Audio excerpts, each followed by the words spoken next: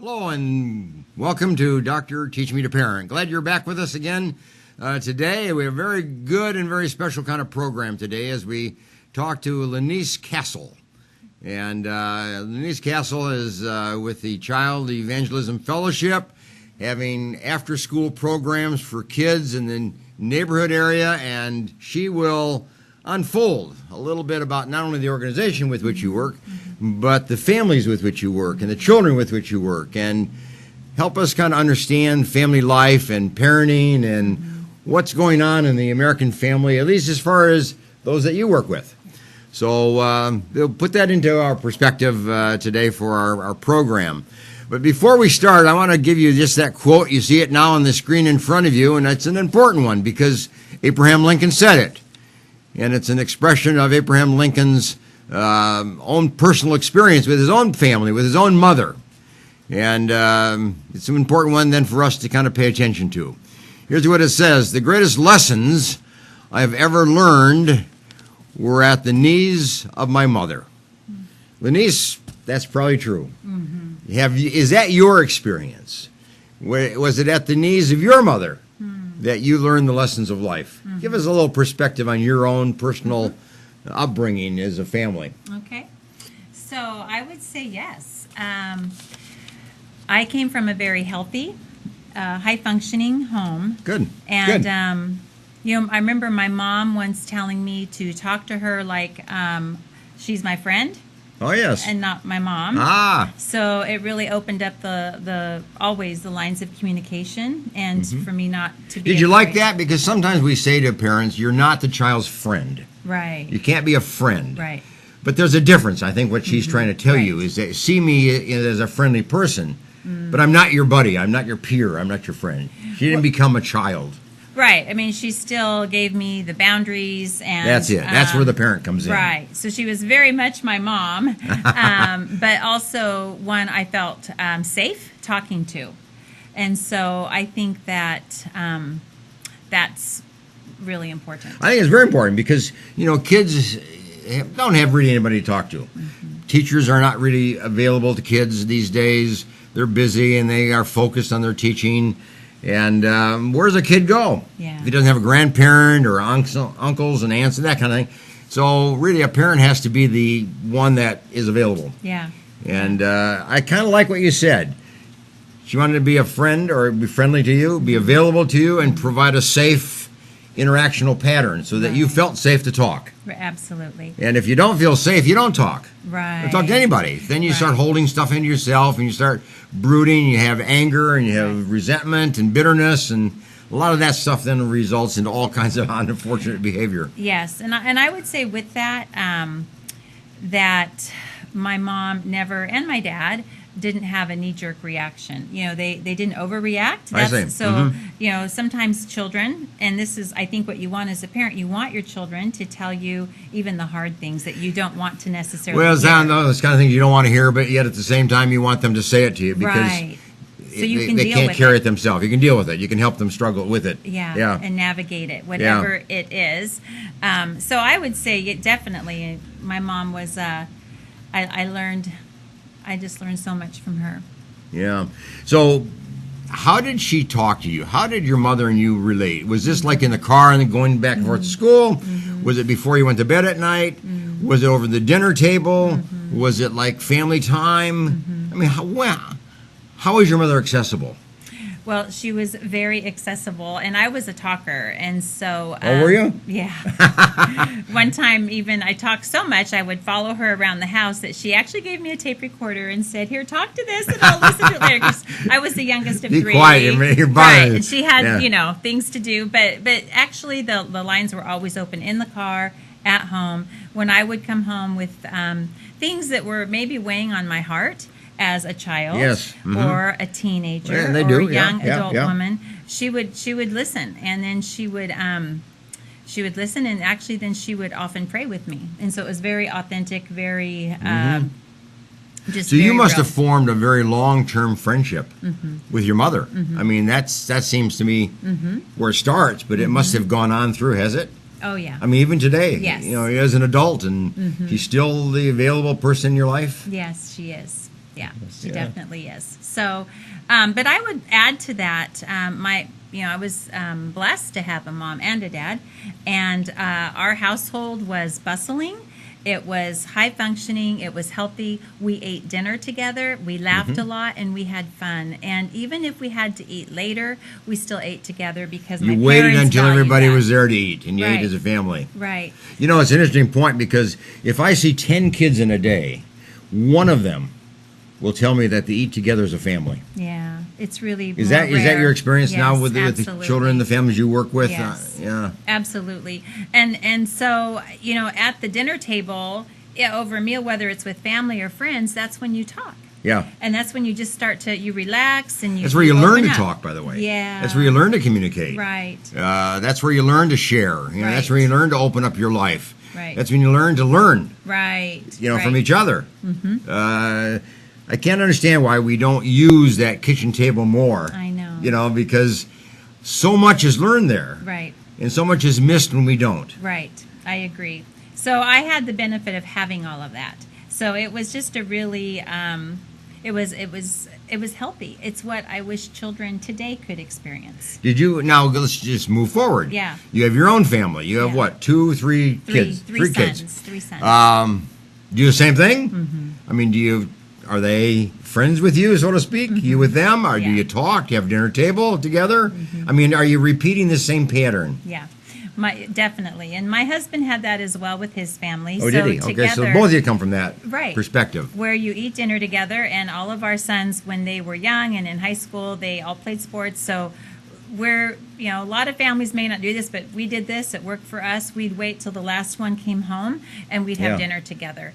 And we still have dinner together. We only have one at the time living with us, and we're almost empty nesters. But we still eat dinner together, and we still talk, and we love the dinner table. And then moving forward, have your kids become talkers?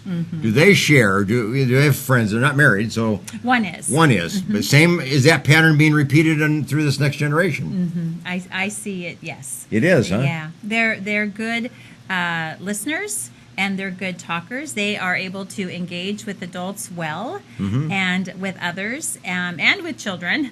They actually all work with children, or have, and so they have. I believe that's been Wonderful. passed along. What I find in my counseling practice with marriages is that the problems really are intense when one of them comes from a talking family and one comes from a non-talking family.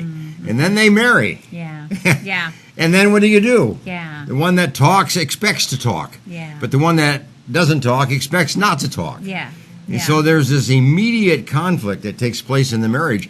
They knew that before they got married, but they didn't deal with it. They didn't handle it. Yeah. Now it really becomes a critical Right. crisis for them, basically. Right, But right. you didn't have that. No, You married a talker. Yeah, I did. and just a really good communicator. And he came from a healthy family, so it's just been wonderful to So both you have both that. were talkers, and you both kind of move on with life. And we valued that time with our children, and have done all many adventures with them, and I Yeah. think both of our parents did adventures with us. So just a lot of healthy Beautiful. things. Has that prepared you now to kind of do the work that you do?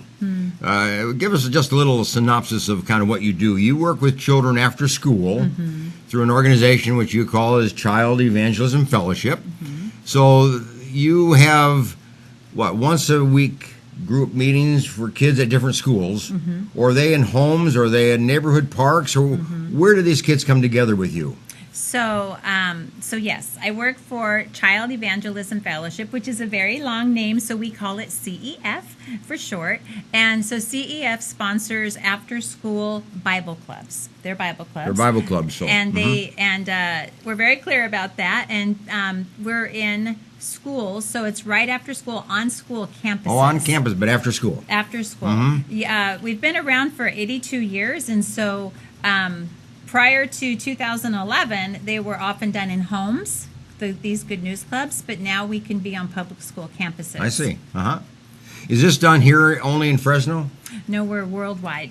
You are? Yes, Worldwide. We're the largest organization, the agency that ministers to children worldwide. So in France or Germany or someplace, after school, there could be an organization known as Child Evangelism Fellowship, a Bible study or Bible club or class of some kind on that campus as well. Yes. So that's happening everywhere. Yes. So in different parts of the world, it may be happening in different venues, but here in the United States, we do have, we can do this on public school campuses. I see. Now, why would kids come, to that? Why? I assume you make it known and it's voluntary, right? Right. So why would they come? So, well, it's a free club, for starters, and we are very clear about who we are and what we do. And, often children after school don't have something to do. And so this is something that they can do. It usually lasts anywhere from 75 to 90 minutes, and it's free. And we are clear about we teach a Bible lesson. We sing songs. We teach a memory verse. We have small group time. We have games. We have snacks. We have music. And so it's enrichment. And a child can only attend with parent permission here in the United States. I see. So parents know about it. Yes. They give their child permission to come. They come every week? Every week, once a week, after school, anywhere from 6 weeks to 24 weeks during the year. I see. So what would be a day like? I mean, kind of a class, a lesson, or how would you focus it? So when they come, we're usually singing songs or playing a simple game, and then it would, the club would officially start, and then we would have a Bible lesson. I see. And then after the Bible lesson, within that they hear clearly about God, who He is, about His Son, Jesus, and then they have a memory verse that they can learn, and then sometimes we teach a missionary story, and often we play games. We have small group time, so children are really, we engage with them. Well, let me ask you this question then: what kid would come? Are these kids that don't have anybody at home, so they can't go home after school?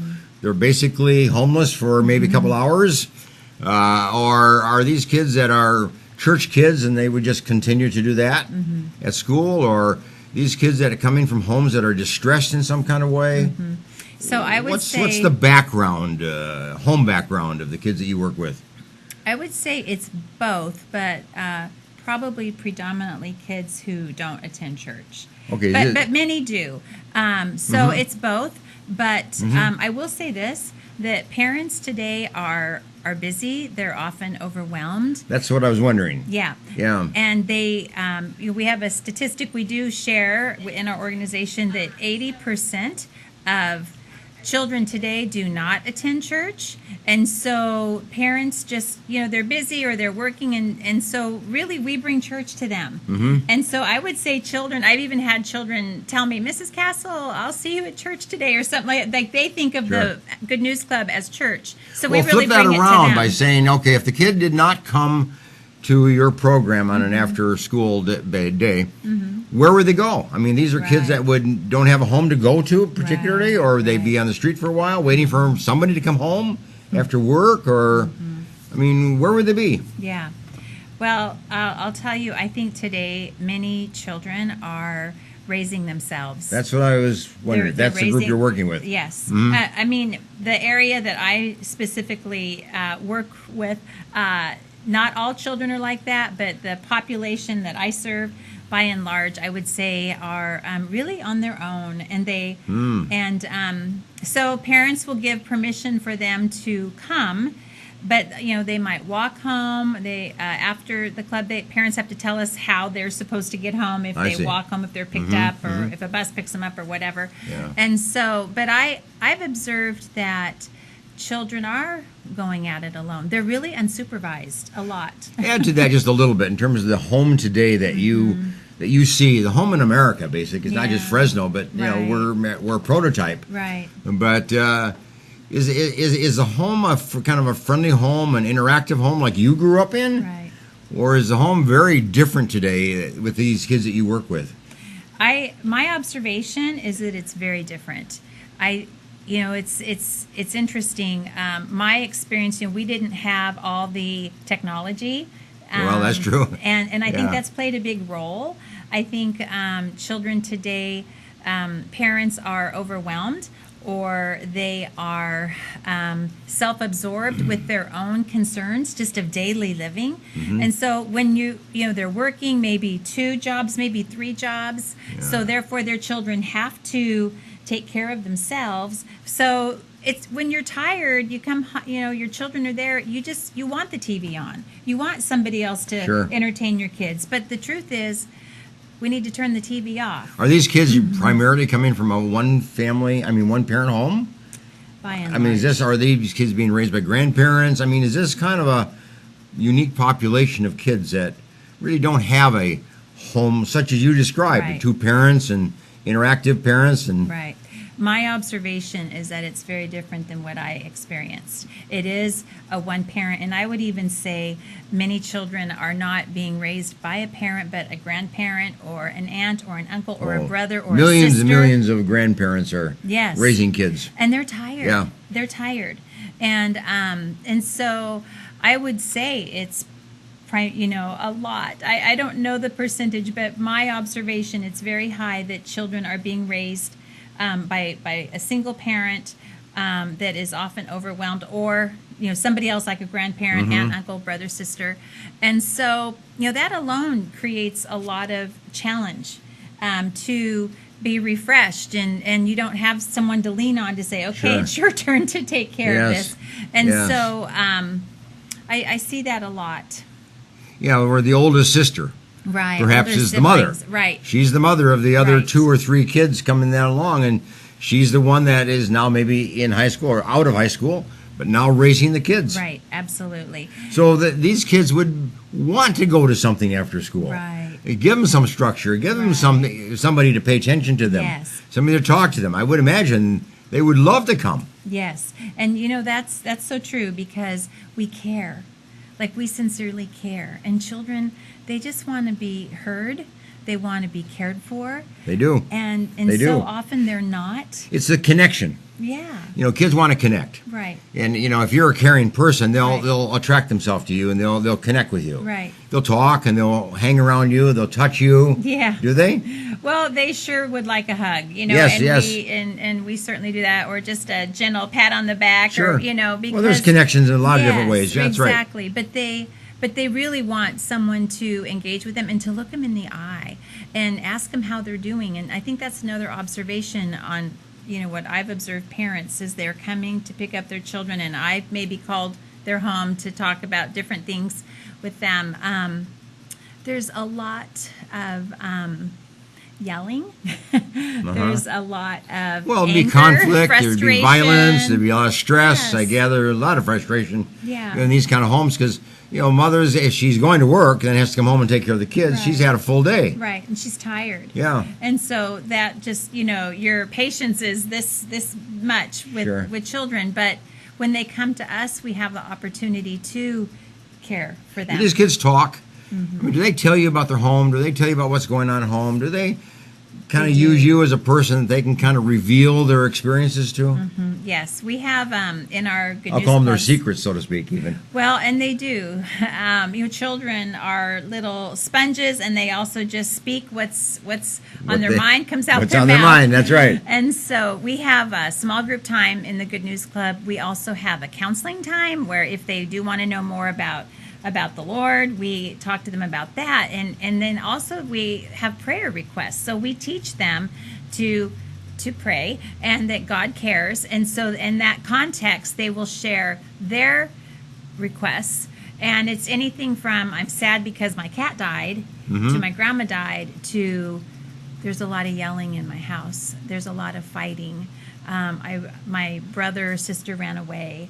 That is normal. Yeah, and that's It's a a sad new- that's a it's a sad new story. norm. Yeah, to have that as a normal. I know, but Yeah. it's a new norm, and it's not what I experienced. Conflict, fighting, violence, stress, Right. distress in the home. Right. And often with that, I would say in some of the places where I've served, there's a large amount of substance abuse. Mm-hmm. And so parents are parenting while they are battling their own addictions.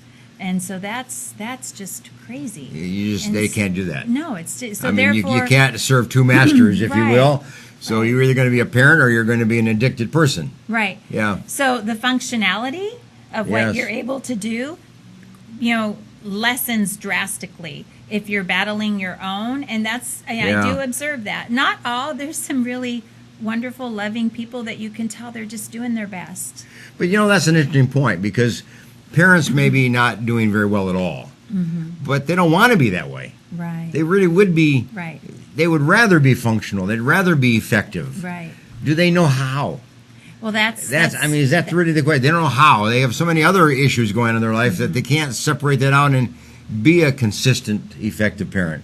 Right. I would say that that's one of the bigger issues, is that parents don't know how to parent. They don't know how. They weren't parented well themselves. So they what just about repeat teaching the a kid cycle. in your club?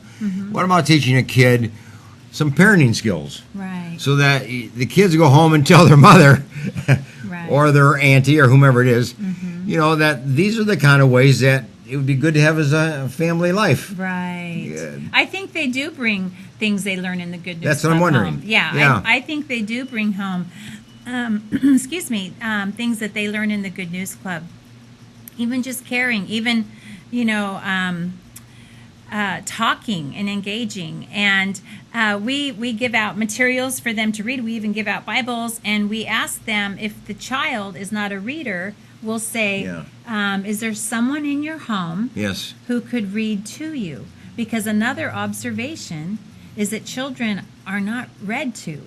There are. Oh, that's very true. They're not. There's not books It's in a the missing home. point, by the way. I know. Very essential for learning to read. I know. Is that somebody's read to you. Right. And so we encourage that. We ask them to find either, and if it's not a parent, and we always ask the child, who raises you? Who takes care of you? That's the word. That's the way we phrase it. Who takes care of you? Because we don't assume it's a parent. And if they say, "Oh, it's my sister or my grandma," then we ask them, "Well, could you ask them to read this to you?" Because children are not read to today. There's not books in the home, like I grew up, Sure. And so we do encourage that. And I think that's another aspect that they bring back from the Good News Club to their home. An interesting point on that is that when kids come to the point of being able to read themselves a little bit, we've been training dogs now to listen to children read to them. Oh, that's great. So dogs are being trained to nod and sit there and be quiet and just be still and let a child read to the dogs, because there's not a parent there to listen. Yeah. There's not an older sibling that will take time to listen. Right. So these kids, when they can read, they don't have anybody to read to. Right. It's true. So it goes both ways. Somebody reading to them and they reading to somebody. So they've been training animals now to do that. Right. Which is kind of a cute, kind of an It idea. is. That is really sweet. Yeah. That's well, and they need that, because so many of the children don't have somebody that listens. Well, they don't to have them. that parent that's really committed, and it takes the time and maybe the interest in really spending time with their kids. Many of the children also come from many large families where there's multiple families living under one roof. And so, Yes, that would be, I can see that. and we don't ever make assumptions that they have their own bedroom, Yeah. And so trying to find a place and space to have time to read, whether it's a book or the Bible, is difficult.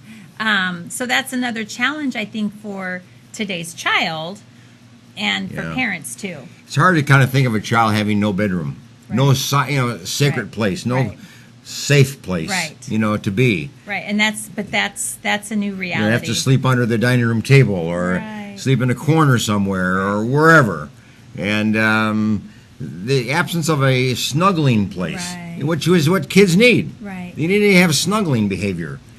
But and somebody to do that with. But I don't think a lot of parents are able to, because they are they haven't been snuggled themselves. They don't know how. They don't know how. And they don't know how to can't give express kindness or love because it wasn't given to them. Do kids actually talk that way? Kids actually, are they aware that they're not being loved? Are kids being aware that they're not appreciated? Are kids aware that they're kind of in the way? I would say yes, but I would say that for them it's a norm. Like, they don't know any different. So your environment becomes your truth. So they don't know any different, but they still feel it. They still feel despair. I would say I see in many, again, not all, but many children, I see the despair on their face.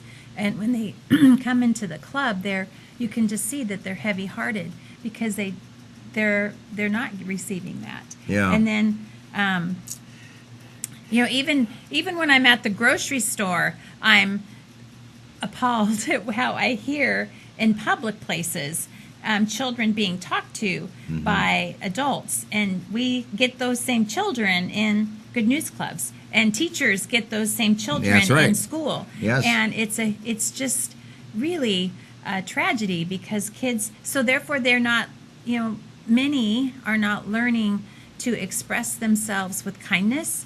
We do talk about that in the Good News Club. We have what we call UPS rules, which essentially is, you need to look up, sit up, you need to zip up, you need to put your hand up if you have a question. But really what that is just teaching respectful behavior. It's respectful and order. Right, but they don't know that. So we actually teach them that as well in the Good News Club. But that's another thing that I think is lacking in a lot of homes is just respect. Wonderful. Yeah. Hey, we're going to take a break. Okay. And when we come back from our break, I want to ask you this question. On the basis of these kids that you work with in the Good News Club after school, what are some of the good things that you observe that parents can do and should do and really ought to be doing regularly in the raising of their kids? Because, obviously you see a lot of unfortunate examples, but you see some fortunate examples too. Yeah. So what are some of the good things that are happening and the advice that you can give some of our parents out there that would be good parenting tips, if you will, based on the kind of kids that you work with? Okay. So get your cup of coffee and see you in a little bit. The Green Gables Care Home is a 24-hour assisted living facility for the elderly located in Clovis, California, offering spacious private and semi-private rooms which are wheelchair approved, catering to the special person in your life who needs attention and wants to live in a loving home environment. The Green Gables Care Home has assisted living in secured homes for elderly with Alzheimer's, memory loss, and for your loved ones needing assistance with their activities of daily living. Call 559-297-9438 and visit greengablescarehome.com.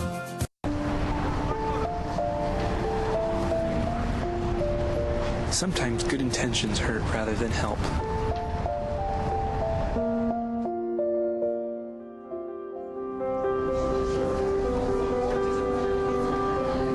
For just $1.76 per meal, the Fresno Rescue Mission offers more than food. We offer hope. Please donate today. Do you need a locksmith? Layman's Lock and Safe Service and Repair is available for you.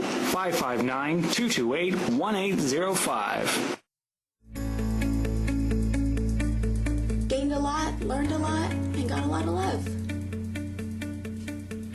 If it weren't for the knowledge that I had gained from the classes at PCC, I probably wouldn't be the mom I am today.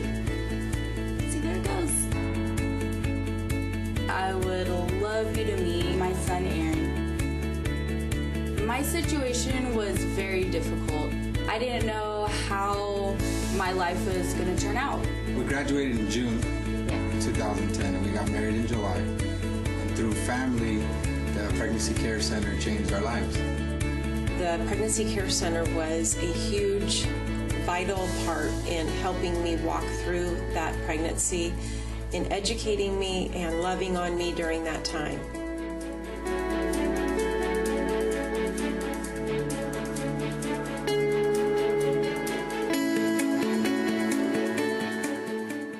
Choosing a Medicare plan can be difficult and frustrating. Susan Hatch can guide you through the Medicare maze and help find the right plan for you. Susan helps people understand the confusing and drastic changes that occur every year in Medicare. Susan will only recommend plans that will protect your assets and allow you to continue to see your personal doctor. As a 100% independent agent, Susan is not controlled by any particular insurance company to steer a person onto any one particular plan. Susan was awarded the #1 Medicare supplement agent in California. Look for Susan's Medicare question and answers every Monday in the Fresno Bee. Call Susan at 559-307-2287 and visit MedicareToday.net. CentralValleyTalk.com.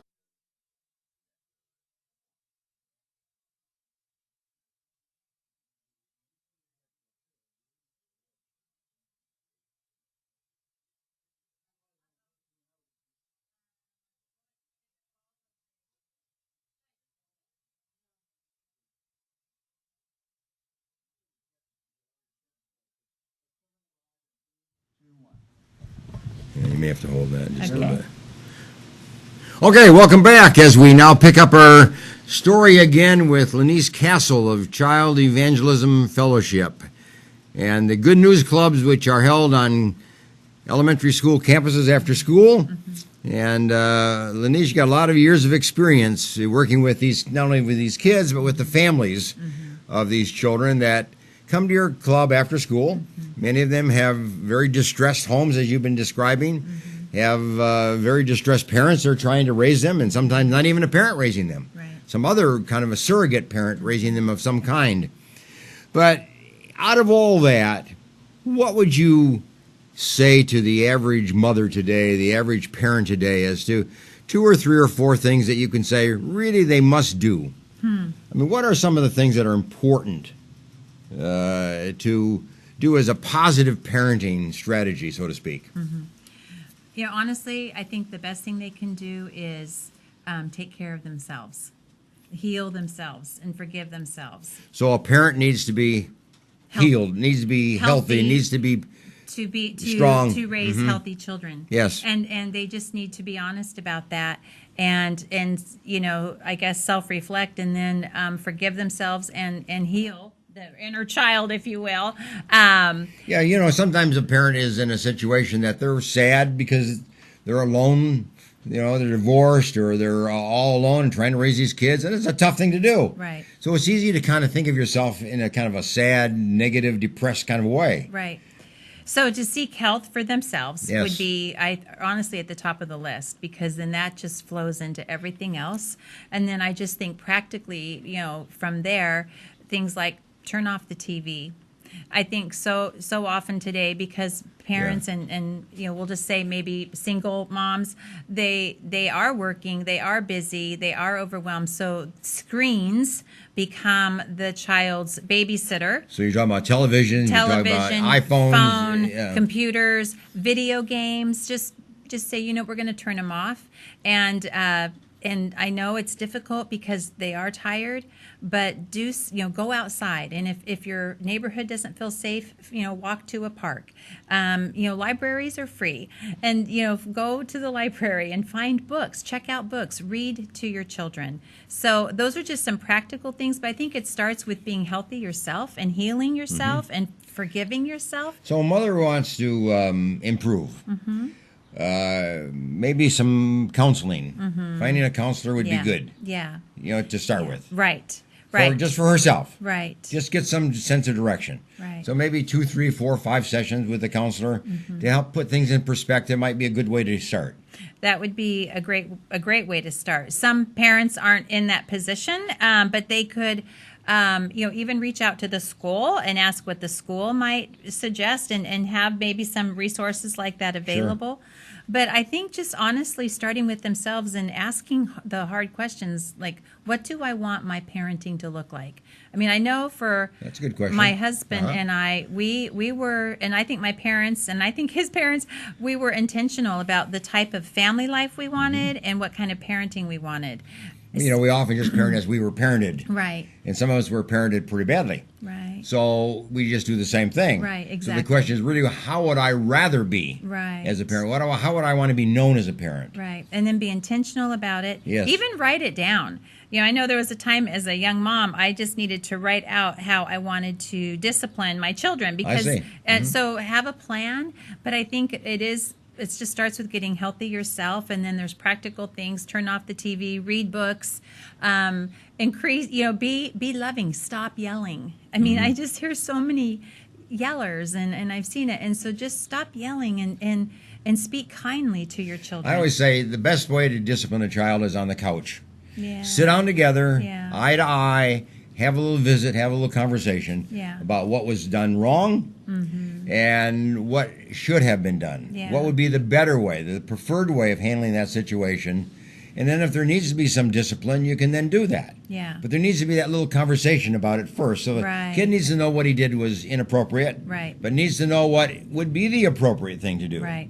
And I think with that, teach feelings. I Yes. think we need to teach feelings to our children. So I even do this in the Good News Club, but with my own children, I would say now, when you do this, how does that make you feel? And have them talk to each other and teach feelings, because I don't think children today are being taught to feel, to really feel, and to express. Kids feel.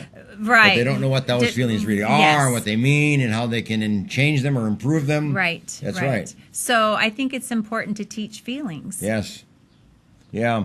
But you know, this thing about television going off and iPhones and computers and so on going off, we generally think within the field of psychology that it's good up to about 2 hours. You know, so after 2 hours, it's not good. And some of these kids are on these screens 2 and 4 and 6 and 8 hours. So limit it 2 hours a day. You want 2 hours in the morning, then take 2 hours in the morning. You want 2 hours at night, 2 hours at night. You want to split it, hour in the morning, hour at night, but about 2 hours a day is kind of a rule of thumb that we use where it can be effectively used and Yeah. for some good. Yeah. But then it's overused, and that's where it's not good. Well, and I think with that, know what they're watching, because I think so much Well, of it that's- is unsupervised. Better monitor that. That's And right. I think that's a contributor to children's despair today, is that they can watch almost anything at their fingertips, and they've watched. Well, we see this a lot in the pornography, you know, Yeah. with kids in pornography. Parents are not monitoring what they're actually watching. And then maybe a year later, you find out really what this kid's been watching. Right. It's way too long. And that, and along with a lot of violence and just really, unhealthy programs, and children absorb that. Like, that's here, it's here. That's right. And we see that. I mean, that is another thing we see in the Good News Club, is they're coming with heavy hearts because of what they've watched, and they don't know how to navigate it, and nobody is helping them navigate it. And so that's why, I just say, know what your kids are watching, limit it. And then replace it with healthy things. And that is harder. It's challenging, but it's You got to be creative. right. You got to be a thought. What is the better thing to do than to watch kind of a television program or another video or whatever it might be? I mean, what are the better things you can do with your kids? Right. And there's a host of stuff that you can do. But I don't think a lot of parents know that. They don't know how, because they didn't receive They that. didn't do it themselves. So you can ask questions. I know one thing I enjoyed doing and had the benefit of doing was volunteering in my child's classroom, and I actually learned a lot from their teachers, and I would try to mimic that at home, or just go outside if they can. If they live in apartments, sometimes that's more challenging because you want to make sure it's safe.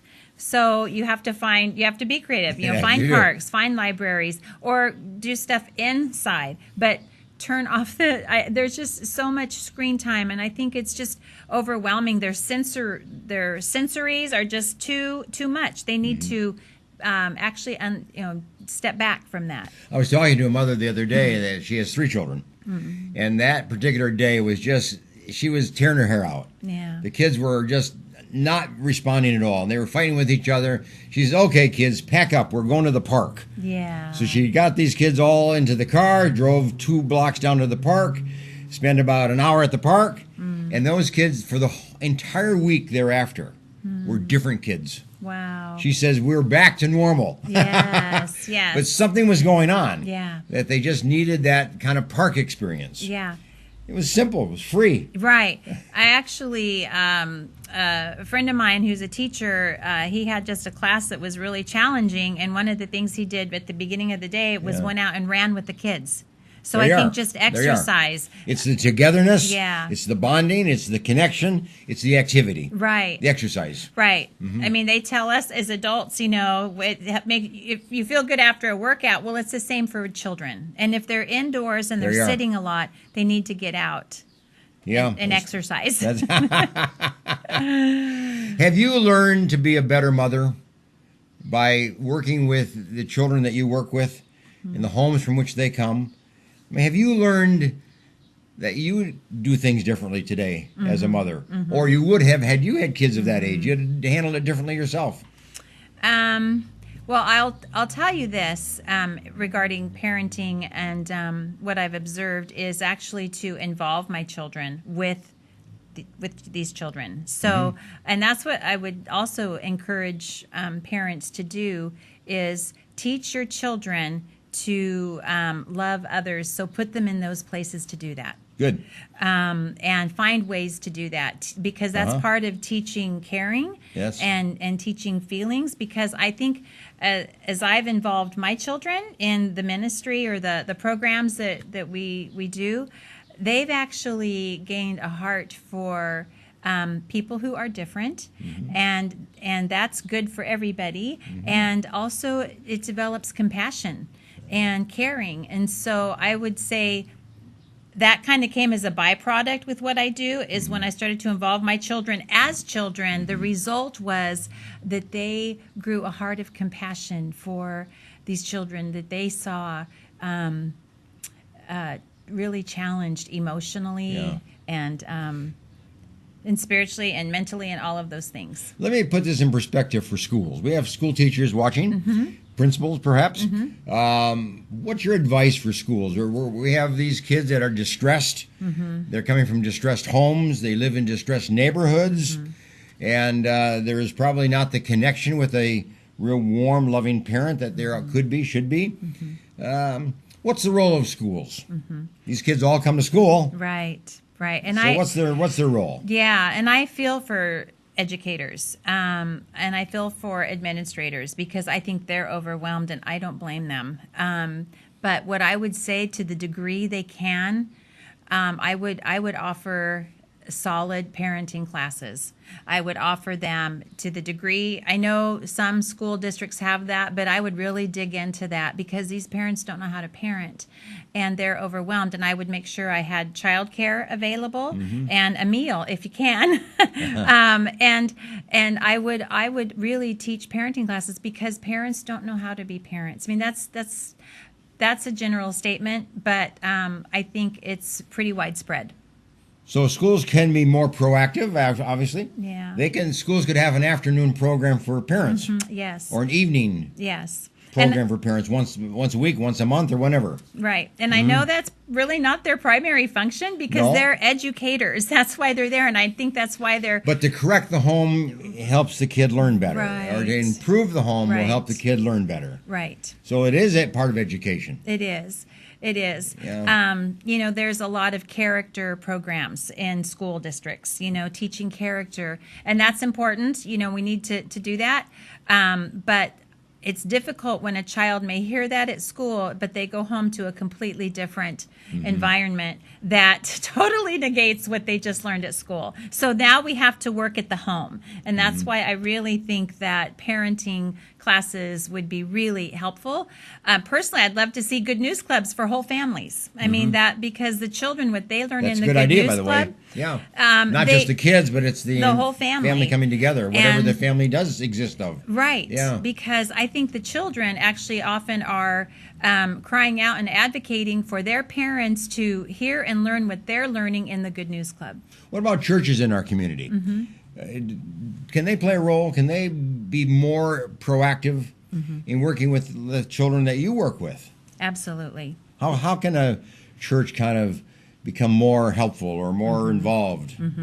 Well, they could, a number of ways. They could get involved more with our particular organization and sponsor a Good News Club. And they can, when I speak to churches and pastors, often I'll say this is as much or as little as you make it. Make it the most you can. So by that I mean sponsor a Good News Club, invite those families to your church for special events. Love on them. Make it purposeful, not just a giveaway, but really make it where it's getting to the root of what they need, which is they need to be heard. They need to be listened to. They need parenting support. And they need parenting classes. They need parenting classes. And they need to also have the biblical understanding and knowledge that the children are getting in the Good News Club. So they need to know themselves about God, a God who loves them and cares for them. Mm-hmm. So churches could play a much more intense role in working with the kids and families directly. Absolutely. With you or on their own. Right. It wouldn't have to necessarily be through you. But, right. I mean, yeah. they could do a lot of other things, and many are, but I think my word would be make it really purposeful for heart change. Mm-hmm. So sometimes there's a tendency, and I understand this truly, to we see children that just need basic things like clothing and food, and we should do all those things. The church Sure. can do all those things. They can Sure. feed, they can clothe, they can read to that children, and we should. But we can, especially from the church perspective, we can be doing so much more to invest in them spiritually. And, with that comes emotional health. You made a point about reading. Yeah. Kids need somebody to read to and somebody to read to them. Yeah. That could be a role of the church. Yeah. Kind of a reading program of some form, just in that sense. Right. Could be very helpful. I think many churches do that, which is wonderful, and many more could be doing that. But I think what happens, though, is that they stop there. And is that right? Often they'll stop there, and I would say keep going and for sure do a Bible club, because that's when you're really dealing with the heart, issues. But it's a place to start. Yeah. And it's something you can do. I mean, everybody can do something. Right. I mean, Right. Obviously, Right. if it's a little small church or it's a very large church, has money or doesn't have money. I mean, Right. it could obviously do something with these. This is a population that is needy. Right. They're right. reaching out for help. Right. And somebody needs to reach out and provide that kind of help. Right. It's an under-resourced Yeah. Yes. And so they can help to resource. I would just say resource effectively. Are churches aware, of this need? Are they aware of these kids? Are they aware of how much there is a need there? Are churches kind of in their own little world and not picking this up? Well, I think many are aware. I would say many are, and many are doing wonderful, wonderful things. And some perhaps are not as aware, and there might be a bubble, so to speak. But many are aware. I think it's, what do you do with that awareness? And so that's where I think our organization, would like to work with them. I read a research study and went to a seminar one time that really said this, and I was surprised. 50% of the churches are involved in their community, working with the needs of the community in which they live. And every community is different. But whatever the needs of that community are, they're reaching out and trying to address that need or those needs of their community. 50% of them, which means 50% are doing nothing. Right. They're just being a little church unto themselves. Right. That doesn't sound very good to me. No. Well, it certainly isn't the model we see in the Bible. So. Well, it isn't. It ought to be up to 80. Well, it ought to be 100% maybe. Yeah. But you would expect 75%. That's at least I would expect that. Yeah. But it wasn't. It was 50%, and in some communities even less than that. So, in a sense, churches are really not doing it. Right. If you kind of think of it in that way. Right. And thankful for those that are. Right. And I would imagine there are similar statistics for schools. That maybe half the public schools are doing something. Yeah. For the community in which they live, beyond the school grounds. Yeah. Beyond the classroom itself. Trying to bring kids and parents together, bringing parents into the school, providing something for the community. Yeah. I could see that. We're in a different world today. Yeah, we are. We're not just kind of little kids coming to classroom and learning to read and go home. Right. There's no home to go to. Right. Or there's no one at home. Right. It's the latchkey kid. Right. It has to wait until somebody else comes home. Big Right. brother comes home from high school, or Right. Somebody comes home from work, then they can come into the house. So what they're doing in that time is the concern. Absolutely. Yeah. Very, very much a concern. Yeah. Hey, you've been great. Give us kind of a 1-minute summary of Child Evangelism Fellowship. If somebody out there was interested in having their kids become part of a club after school, or they wanted to even support you a little bit and send you a few bucks, tell us what you are and how that could happen. Okay, yeah, wonderful. So Child Evangelism Fellowship, as I mentioned, is the largest missions organization to children worldwide. And we've been in existence, I believe, 82 years, over 80 years. And so in a Good News Club, children will, as I mentioned, they'll hear a Bible lesson, they'll be taught the Bible, biblical principles, but they'll hear clearly about who God is, and how he sent his son Jesus for us, and we teach that clearly. And we love to have children involved with us. And so if a parent wanted to enroll their child in a Good News Club, they could go on our website and do that, or call our office. And the website is on the screen in front of you? Is on the screen, That's right. great. And we could tell them if we have a Good News Club in their child's school. And so we do require 4 people to be on a team for a Good News Club. I have a little friend here. And so that is what we do. We share Jesus with children. We teach the Bible. And we try to connect them to a local church, Bible teaching church. We try to do that.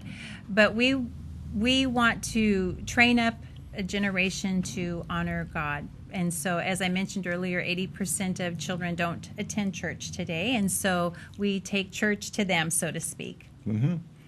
And you're going to continue to do this. We are going to continue to do this. You've been working for CEF I'm about to complete my 13th year. 13th year. But it's like a second career for you, wasn't it? Yeah.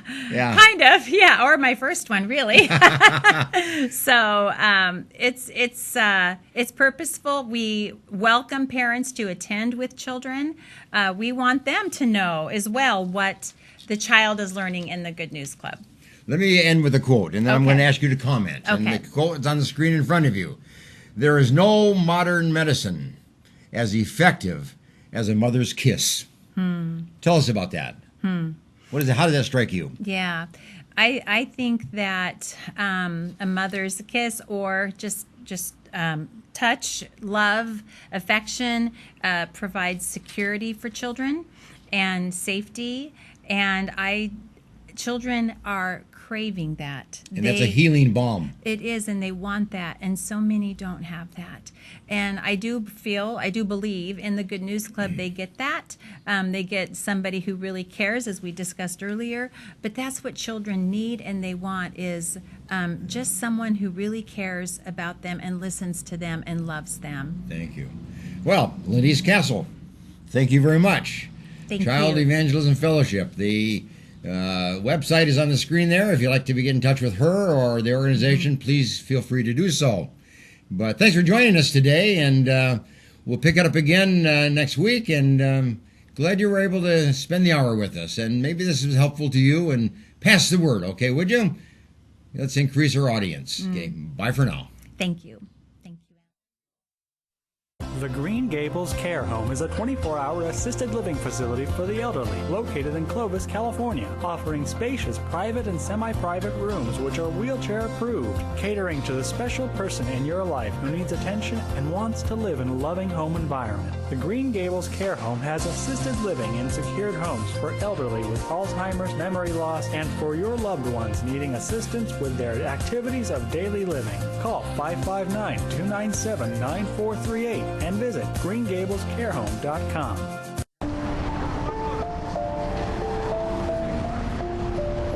Sometimes good intentions hurt rather than help.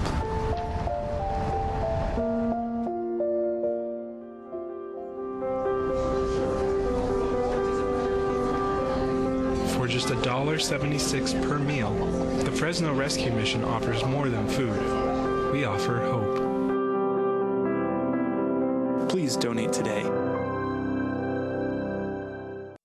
Do you need a locksmith? Layman's Lock and Safe Service and Repair is available for you. 559-228-1805. Gained a lot, learned a lot, and got a lot of love. If it weren't for the knowledge that I had gained from the classes at PCC, I probably wouldn't be the mom I am today. See, there it goes. I would love you to meet my son Aaron. My situation was very difficult.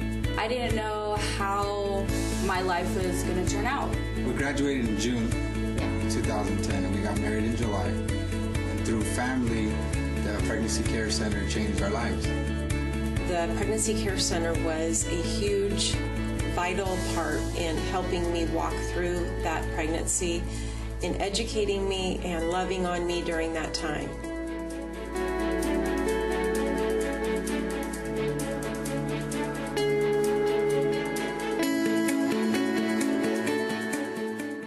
Choosing a Medicare plan can be difficult and frustrating.